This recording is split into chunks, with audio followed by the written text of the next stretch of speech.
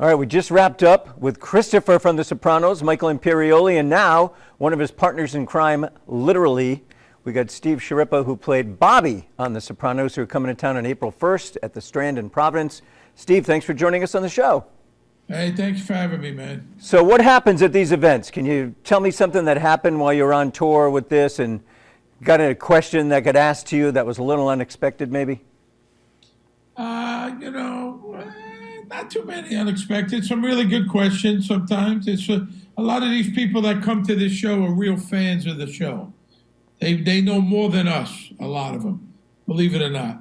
And what we do is we give you a little peek behind the curtain of what went on, and it's all comedy driven. Some of the questions, we had a great question about Tony Soprano's mother. I remember that one time kind of stumped us. But usually we don't get stumped too often. But we've been doing this, we've done 100 of these, but once in a blue moon you get a really good question. When you got the question about Tony Soprano's mom, did you throw your hand up? Aye, give it one of those like she did all the time? Yeah, that's a good one. Good impression. I like that. I'm just watching the show now. I know I'm late to the game, but my wife's been after me for a while, so we're on season 6 right now.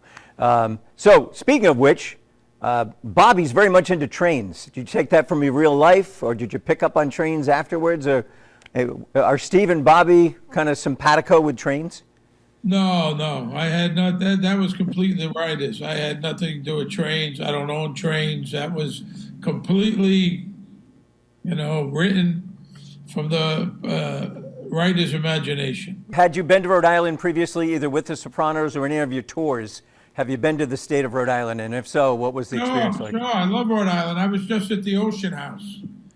Out in Watch Hill. I was just there with my wife a few weeks ago. We've never performed there. This is the first time we're all performing there. But we've been to Providence a lot of times. I have friends, Andino's up on Federal Hill. I've got some very close friends. Jerry Longo has a restaurant in Westerly. I like Rhode Island very much. I like the people there. We look forward to performing there. Is there anything that you do normally on these shows at all? Like Michael was talking about how he does an imitation of how Paulie did his hair. Is there anything that's kind of a regular for Steve? Well, we talk a lot about Tony, talk about Jim Gandolfini, our friends. We tell funny stories. We have a comic, Joey Cola. It's all comedy-driven. Funny stories, behind the scenes stories. If you're a Soprano fan, you'll enjoy it.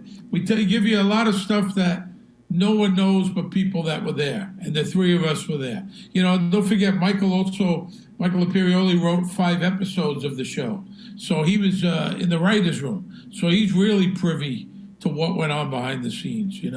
Can you give us a little tidbit, maybe a little part of one of the stories that you're going to tell when you're in Providence on the 1st? Well, I tell the story how I got the job, that I was an entertainment director in Las Vegas. I came to New York for a wedding. I had been dabbling in acting, and I came in. I read for the part of an FBI agent, and they told me to read this role, and I read it. I went back. I think if there was on my own dime, I did 6 episodes. It cost me, I had to pay my own way, put myself up. I think if there was an award for the nicest mob-related character of all time, it might go to Bobby. What do you think? Yeah, Bobby was a good guy. I think Bobby inherited Uncle Junior. So I don't think Bobby set out to be a wise guy. He kind of just grew up in it, fell into it, He cared about his family, never had a girlfriend, cared about the kids. He did kill somebody, and that was because Tony forced him to, and I don't think Bobby's life was ever the same after that. What do you think about Bobby's choices in second wives? Well, listen, maybe Bobby wasn't so stupid.